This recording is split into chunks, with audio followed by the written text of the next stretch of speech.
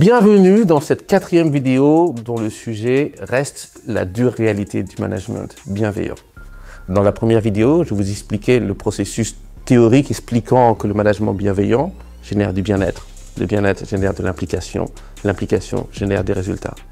Mais alors, que se passe-t-il lorsque les résultats ne sont pas au rendez-vous?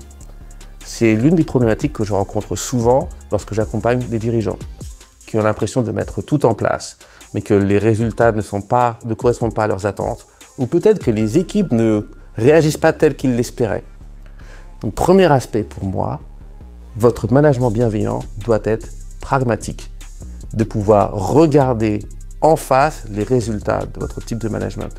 Et il ne suffit pas d'avoir de bonnes intentions, il ne suffit pas d'avoir des actions cohérentes avec vos intentions. Il est essentiel de pouvoir regarder en face les résultats que vous obtenez. Ce qui veut dire en conséquence que votre management bienveillant doit pouvoir s'adapter. Il est possible qu'au regard de ces résultats, vous deviez vous remettre en question.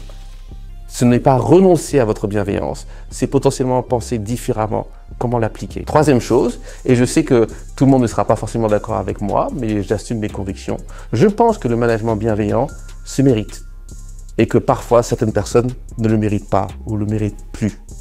Ce qui veut dire que pour vous, se pose parfois la question de l'effort que vous donnez, l'intention que vous avez pour les personnes, votre prédisposition positive est-elle méritée? Car pour moi, le management bienveillant n'est pas un chemin facile. Il correspond plus à un marathon, avec des moments de plaisir, des moments de joie, des obstacles, parfois même du découragement. Et revient souvent cette question, qu'est-ce qui fait que ça en vaut encore la peine?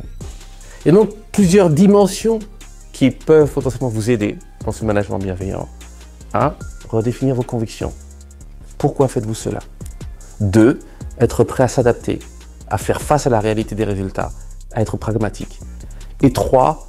Avoir une force mentale pour pouvoir faire face aux obstacles, aux difficultés qui arriveront si vous décidez de faire du management bienveillant. J'espère malgré tout que cette série vous aura encouragé sur ce chemin qui pour moi est extrêmement intéressant, extrêmement enrichissant et peut avoir un fort impact sur votre équipe, sur votre société. J'espère pouvoir vous revoir bientôt et dans cette attente, à très bientôt.